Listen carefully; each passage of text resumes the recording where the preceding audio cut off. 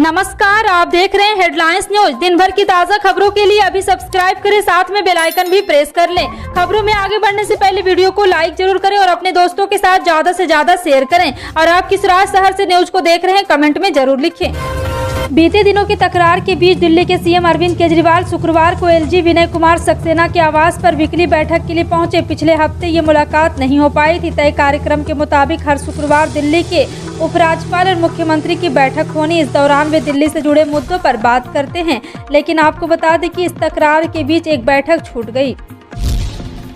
देश में बेरोजगारी की हालात का अंदाजा इस बात से आप लगा सकते हैं कि बीते 8 सालों में जितने लोगों ने सरकारी नौकरी के लिए आवेदन किया था, उसमें से केवल 0.3% लोगों को ही सरकार रोजगार दिलाने में सफल रही है। ये आंकड़े खुद सरकार के हैं। लोकसभा में सांसद अनुमूला रेवंत रेड्डी ने सरकार से सवाल किया कि 2014 के बाद से सरकारी विभागों में वो कितने लोगों को अस्थायी नौकरी दिला पाई है। इसके जवाब में कार्मिक विभाग और प्रधानमंत्री कार्यालय में राज्य मंत्री जितेंद्र सिंह ने कहा, 2014 के बाद से बीते 8 सालों में सरकारी नौकरियों के लिए कुल 22,05,238 आवेदन आए हैं, जिसमें से सरकार 7,22,311 लोगों को अस्थायी नौकरी देने में सफल रही है। राजस्थान के मुख्यमंत्री अशोक गहलोत ने शहरी क्षेत्र में सरकारी निकाय द्वारा निर्मित बहुमंजिला भवनों की आवासीय इकाई और फ्लैट्स की लीज को छूट देने का प्रस्ताव को मंजूरी दे दिया है। अब आम लोगों को आवासन मंडल, राजकीय उपक्रम और नगरीय निकाय द्वारा निर्मित बहुमंजिला भवनों में 50 लाख रुपए तक की आवासीय इकाई और फ्लैट की लीज रीट पर 6% की जगह 4% स्टाम्प ड्यूटी देनी होगी। इसके साथ ही वरिष्ठजनों के लिए नगरीय निकाय द्वारा आवंटित और बेचे गए भूखंडों के लिए जारी लीज डीड पर स्टाम्प ड्यूटी 6% से घटाकर 5% हो जाएगी। पंजीयन शुल्क 1% से घटकर 0.5% किए जाने का प्रावधान किया गया है। केंद्र सरकार ने रूस और यूक्रेन की जंग के दौरान भारत लौटे 20,000 मेडिकल छात्रों के भविष्य को लेकर आज बड़ा ऐलान किया। सरकार ने यूक्रेन से लौटे मेडिकल छात्रों को फॉरेन मेडिकल ग्रेजुएशन एग्जाम में बैठने की इजाजत दे दी है। विदेश मंत्रालय से मिली जानकारी के मुताबिक करीब 20,000 भारतीय छात्र यूक्रेन से लौटे हैं। बता दें कि कुछ दिन पहले ही राष्ट्रीय चिकित्सा आयोग ने नियमों का हवाला देते हुए जान बचाने के लिए करियर दांव पर लगाकर लौटे छात्रों को राहत देने से इनकार कर दिया। दिल्ली, उत्तर प्रदेश और हरियाणा के ट्रेन यात्रियों को जल्द ही रेलवे 8 नई ट्रेनों की सौगात देने जा रहा है। 1 अगस्त से 2 साल बाद पैसेंजर ट्रेनों का परिचालन दोबारा से शुरू होने जा रहा है। इन पैसेंजर ट्रेनों की संख्या 25 है। इन ट्रेनों के चलने से दिल्ली, उत्तर प्रदेश और हरियाणा के 100 से 150 किलोमीटर के दायरे में रहने वाले लोगों को सुविधा होगी। दिल्ली के आसपास के शहर लोग इन्हीं पैसेंजर ट्रेनों से आवाजाही करेंगे।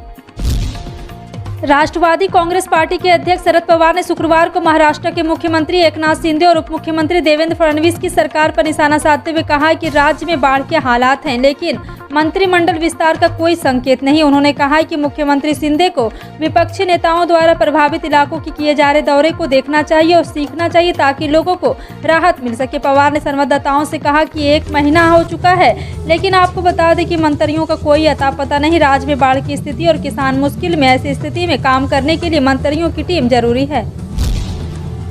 बिहार की राजनीति में आज बिल्कुल अलग चीज देखने को मिला है। शुक्रवार को जुमे की नमाज के लिए स्कूलों की बंदी पर राजनीतिक घमासान छिड़ता जा रहा है, मगर वहीं इस मुद्दे पर कांग्रेस बीजेपी एक साथ खड़ी नजर आई है। इसके उलट जेडीयू और बीजेपी के तेवर एक दूसरे के विपरीत नजर आए, लेकिन यहाँ उनका साथ आरजेडी नजर देती आई है। और कांग्रेस ने धर्म के आधार पर सरकारी छुट्टी और स्कूलों को बंद किए जाने का विरोध किया है। कांग्रेस प्रवक्ता आशीष नाथ तिवारी ने कहा, यदि धर्म के नाम पर सरकारी छुट्टियां और स्कूलों में सरकारी अवकाश किए जाएंगे तो सभी धर्म के लोगों के हिसाब से सप्ताह में 4 दिन स्कूल और सरकारी दफ्तर बंद करना पड़ेगा।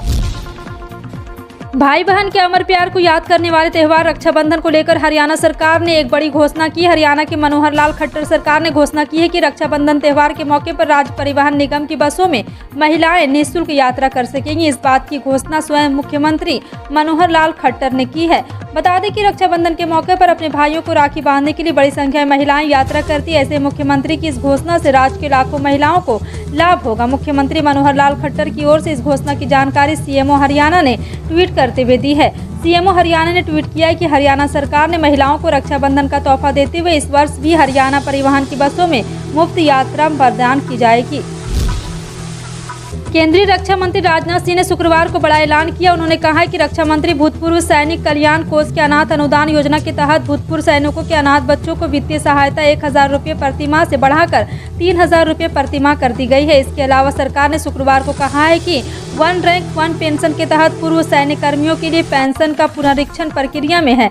रक्षा राज्य मंत्री अजय भट्ट ने लोकसभा में एक प्रश्न के लिखित उत्तर में कहा है कि OROP के तहत पेंशन का पुनरीक्षण हो रहा है। यह 1 जुलाई 2019 से प्रभावी माना जाएगा। सरकार ने OROP को लागू करने की घोषणा करते हुए 2015 में अधिसूचना जारी की थी। इसमें हर 5 साल पर पेंशन की समीक्षा करने का प्रावधान है। उत्तर प्रदेश के जालौन में 16 जुलाई को प्रधानमंत्री नरेंद्र मोदी द्वारा 296 किलोमीटर लंबे बुंदेलखंड एक्सप्रेसवे के उद्घाटन और 5 दिन बाद ही उसके धंसने का मामला अभी शांत भी नहीं हुआ था कि अब योगी सरकार में ही शुरू हुए पूर्वांचल एक्सप्रेसवे में भी कई खामियां निकालकर सामने आई है। अब ये खामियां लोगों पर मौत बनकर मंडराने लगी। दरअसल बाराबांकी में लोनी कटरा थाने के नरेंद्रपुर मधरा में पूर्वांचल एक्सप्रेसवे 25 जुलाई की सुबह 2 बसों में भिड़ंत हो गई थी। इस भीषण हादसे में 9 लोगों की मौत जबकि 17 लोग घायल हो गए।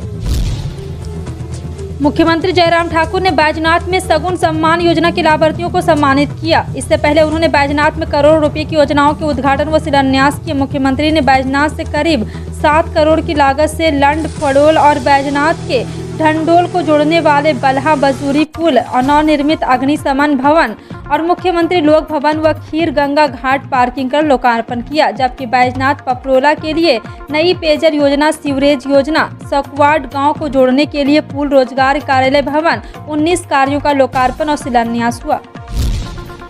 एक गैस कंपनी ने घरेलू कंपोजिट सिलेंडर कानपुर में पहली बार लॉन्च कर दिया है। इसका वजन मौजूदा गैस सिलेंडर से लगभग आधा होगा। मौजूदा गैस सिलेंडर का भार गैस सहित 31 किलो रहता है। कंपोजिट सिलेंडर का वजन 16.3 किलो होगा। हर तरह की सुरक्षित और पारदर्शी सिलेंडर में 10 किलो गैस होगी। इसका रेट भी पुराने गैस सिलेंडर के हिसाब से 761 रुपये होगा। विधायक सुरेंद्र मैथानी ने इस आधुनिक पारदर्शी सिलेंडर को गैस कंपनी के अफसरों की मौजूदगी में लॉन्च किया। गौरतलब हो कि अभी 14.2 किलो गैस की कीमत 1068 रुपये है। 10 किलो गैस वाला सिलेंडर 761 रुपये में मिलेगा।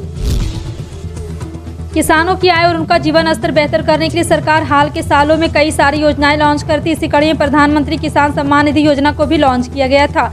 इस योजना के तहत सरकार की तरफ से किसानों को हर साल 6,000 रुपये दिए जाते। सरकार ने 10 करोड़ से ज्यादा किसानों के खाते में 31 मई को 11वीं किस्त की राशि ट्रांसफर की थी। ये राशि किसानों को हर 4 महीने में 2-2 हज़ार करके दिया जा रहा है।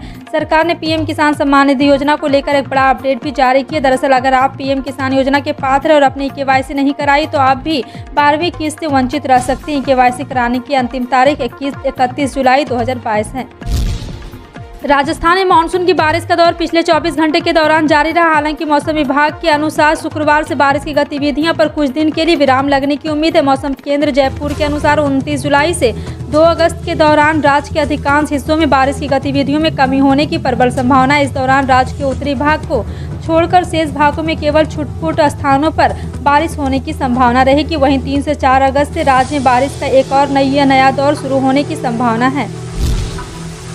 केरल उच्च न्यायालय ने फैसला सुनाया है कि अनुसूचित जाति या अनुसूचित जनजाति के किसी व्यक्ति के खिलाफ ऑनलाइन की गई अपमानजनक टिप्पणी करने पर SC/ST अधिनियम के प्रावधान लागू होंगे।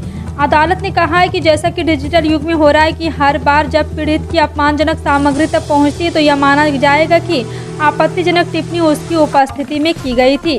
गिरफ्तारी के डर से यूट्यूबर ने अग्रिम जमानत की मांग करते हुए अदालत का रुख किया था। आरोपी ने तर्क दिया कि पीड़िता साक्षात्कार के दौरान मौजूद नहीं थी। भारतीय रेलवे यात्रियों की सुविधा के लिए लगातार विकास कार्य में लगा रहता है। भारतीय रेलवे ने जैसलमेर का रेलवे स्टेशन एयरपोर्ट की तरह तैयार करने का निर्णय लिया है। इसी के लिए रेलवे ने तैयारियां कर ली है। फिलहाल जैसलमेर रेलवे स्टेशन 2 मंजिल का स्टेशन है। इसे अब 3 मंजिल का बनाया जाएगा। इसके अलावा मॉडर्न एस्केलेटर और लिफ्ट के साथ साथ कई मॉडर्न सुविधाओं का भी विस्तार होगा। रेलवे TRM गीतिका पांडे ने बताया कि रेलवे स्टेशन की काया पलट करने के बाद उसके कॉमर्शियल उपयोग की योजना पर काम किया जाएगा। भारतीय रिजर्व बैंक उत्तर प्रदेश के 2 सहकारी बैंकों पर कई अंकुश लगाए हैं। इनमें ग्राहकों द्वारा बैंक से निकासी की सीमा भी शामिल है। ये दोनों बैंक लखनऊ शहरी सहकारी बैंक और शहरी सहकारी बैंक लिमिटेड सीतापुर है। रिजर्व बैंक ने कहा है कि ये अंकुश इन बैंकों की बिगड़ती वित्तीय स्थिति को देखते हुए लगाए गए हैं। केंद्रीय बैंक के बयान के मुताबिक लखनऊ शहरी सहकारी बैंक के ग्राहक 30,000 रुपये से ज़्यादा की निकासी नहीं कर पाएंगे। दूसरी ओर शहरी सहकारी बैंक लिमिटेड सीतापुर के मामले में निकासी की सीमा प्रति ग्राहक 50,000 रुपये है। दोनों बैंक आरबीआई की अनुमति के बिना कर्ज नहीं दे सकते हैं और कोई निवेश नहीं कर सकते। बैंकिंग विनियमन अधिनियम के तहत प्रतिबंध 6 महीने तक लागू रहेंगे। आपका इन सभी खबरों पर क्या कहना है, कमेंट सेक्शन में टाइप करके जरूर बताएं। इसी तरह की पल पल की अपडेट जानने के लिए जुड़े रहें आप अपने हेडलाइंस न्यूज के साथ। मिलते हैं अगली बड़ी खबर में, तब तक के लिए जय हिंद।